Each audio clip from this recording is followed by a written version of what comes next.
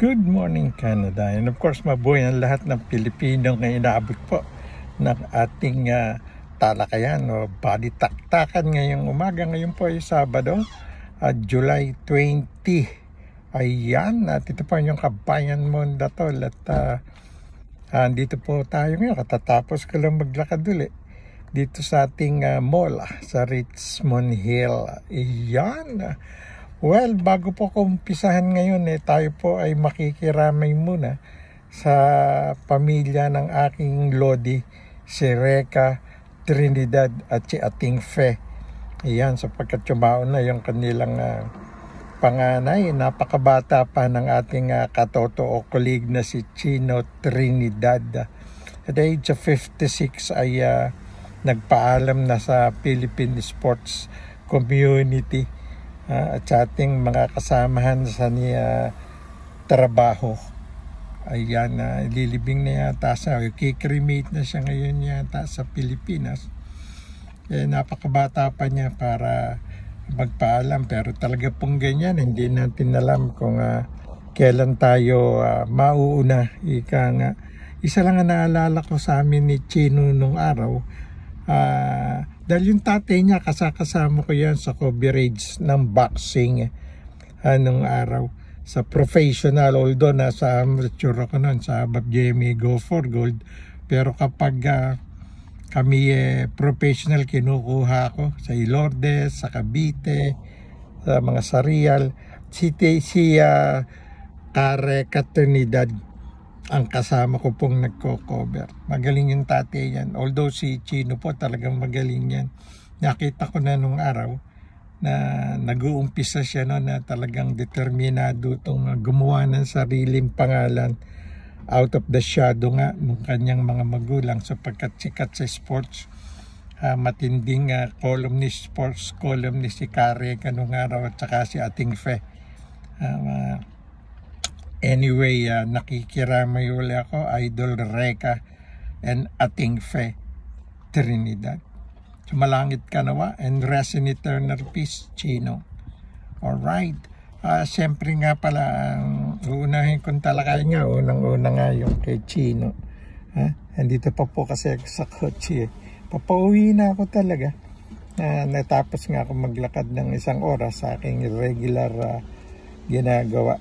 Hindi lang tuwing Sabado. Ordinary day, at least 20 to 30 minutes a day walk. Okay po may tutulong sa atin yan, lalo yung mga senior citizen, mga katropa pips kung senior citizen.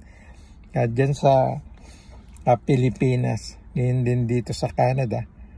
At syempre, happy birthday nga pala kay Hazel Dacanay Ancheta. Ayan, birthday niya At syempre kay Buddy Encarnado Santa Lucia, basketball executive, ang kabarkada namin nung araw pa yan, nagko-cover ako ng PBA. Well, ang unang tanong nga sa akin, talaga bang hindi na makikita si Alice Go Huaping, yung suspendidong mayor ng Bambantarlac? Ba't hindi? Hindi naman forever magtatago yan makakaalis bang Pilipinas? Pwede, sapagkat 2 passport na isang Chinese, isang Pilipino. Sabi lang, marami ka namang connection, ano bang balita mo sa Pilipinas? Sabi ko, sabi ka ako ng abogado, nasa Pilipinas pa. Hindi natin masabi po, without yung veracity ng sinasabi ni Attorney David ba yun? Siyempre, maraming galit kay Tony David, masyado raw pinoprotection. Talaga pong ganyan na abogado. Yan ang kanilang negosyo, yung kanilang hanap buhay. Ipagtanggol ang sino mang lumalapit sa kanilang kliyente. Ika nga, kumbaga sa doktor, pasyente. Sila kliyente. Simple lang naman Kung hindi dahil sa malaking bayad yan kukunin ba niya yung kaso ni Go? Unang-una, sinasabi nila nga, kailangan niya sa korte. Ano pa ba papatunayan sa korte? Hindi nga tayo abogado, pero nung ilabas ng NBI, yung fingerprinting result, nung comparison na si Mayor Alice Go at saka itong si Go Huaping, isa Tama sabi ng NBI, hindi po pwedeng magkatugma ang fingerprints ng dalawang tao. Isang tao, isang fingerprints. Ganyan kagaling po ang Lord Jesus Christ, yung humubog ng tao through His image. Ika nga natin. Doon na kahit ilang bilyon tao, magkakaiba po ang fingerprints. Ano po dapat patunayan kay Alice Go? Of course, dahil sa batas natin to, kailangan ng korte magsabing, ibang tao ka, lulusot, papakita pa ba isang taong nagsinungaling? O yan, iniimbestigahan na po siya ng COMELEC. Ni Chairman George Erwin Garcia. Kaibigan ko yun at ng aking nasirang utol si Congressman June Datol. Yung sinasabing nilagyan niya na 1 bilyon, huwag po kayong maniwala. I know the guy. Kilala ko si Chairman Erwin Garcia, si George. Nung araw, bugado ng utol ko yan talaga actually po, talaga may lagayan sa COMELEC. I could vouch for that. Madalas akong bago mag-election, tinutulungan ko yung kapatid ko mga kampanya sa Senior Citizen Party List. At bago naging congressman yung utol ko, nako.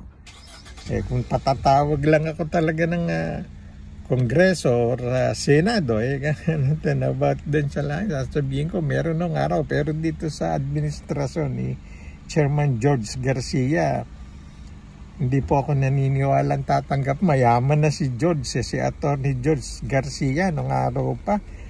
Yan ang pinakamagaling na election lawyer sa buong Pilipinas. Pangalawa lang si Makalintal, si Attorney Makalintal. Okay? So, huwag po tayong maniwala na nalagyan si COMELEC Chairman George Garcia sa sinasabing Miru, yung nanalo pong pumalit sa Smartmatic. Hindi po pwedeng lagyan yun. Hindi niya kayang lagyan yun. Mayaman na yun. Talagang gusto niyang tanggalin yung lagayan sa COMELEC nung araw. Pambuhay yung utol kong nakakausap namin si George sa Manila Hotel pag kami nagmimerienda sa niyan. He's a good guy. Tapatan po yun. I could vote for him. O balikan natin itong si Alice Go. Sabi nga ni Chairman iimbestigahan na nila. Talaga pong nagkasali, nagsinungaling. Sinabi niya sa kanyang COC, Certificate of Candidacy, Pilipino siya. Hindi naman pala Pilipino. Ano gagawin ngayon ng COMELEC? Iimbestigahan. Malalaman, di tatanggalin yung kanyang iboboid yung kanyang COC. Matatanggal na alkalde yan, na mayor yan. Ayan, marami pang pumaparada sa tabi ko. Maingay. At any rate, yun po ang sinasabi ko lang, bakit hindi makikita yan? Si Pastor Apollo Q. Quiboloy, makikita na yan. Maniwala kayo, nahuli na 10 milyon yan. Saka tigi-tigi 1 milyon. Iba nagagawa ng bounty, yung patong sa ulo. Hindi titigil yung mga na headhunter sa Pilipinas. Laking pera niyan. Pero may bahay, lupa ka na, may sasakyan ka pa. Kaya pag-aagawan yung ulo ni Quiboloy. Yung 1 milyon doon kay Canada, Pauline Canada nakita nung kapitbahay, kahit kaibigan niya yan, nakita, 1 milyon yun, sinuro, ayun. Yari. Kaya isa-isa pong baka sa ilalim ng lupa nagtatago to. Si Quiboloy at saka si Alice Go, lalabas at lalabas yan. Hindi tatagal yan. Si Alice Go ba, si suspended mayor, pwedeng patungan ng ulo, bounty, hindi ko po alam. May warrant of arrest na rin yan sa Senado. Si Quiboloy sa korte, kaya may patong ulo. Well, hindi po natin titigilan ang mga balitang yan. At syempre, maganda po ngayon ang panahon dito sa Toronto. Hindi kamukha ng Tuesday na binaha ang Toronto. Ayan, yan po ang masasabi lang natin. Hindi safe ang Toronto kapag grabe na ganong bumaba. Hindi pa po tapos kasi yung ginagawang pang-control sa baha sa Toronto. Binabati ko po lahat ang mga may kaarawan ngayon. Ayan, at syempre, rest in eternal peace, my good friend and colleague Chino Trinidad. Ito po yung Kabayan Mondatol. Magandang umaga po. Siya nga pala, bago ako magpaalam, kukumustahin ko lang yung aking kaibigang retired general ng Philippine National Police, Chris Maralit. Sir, magandang umaga po dyan sa Baltimore, USA. Ito po yung Kabayan again, Mondatol. Magandang umaga sa inyong lahat.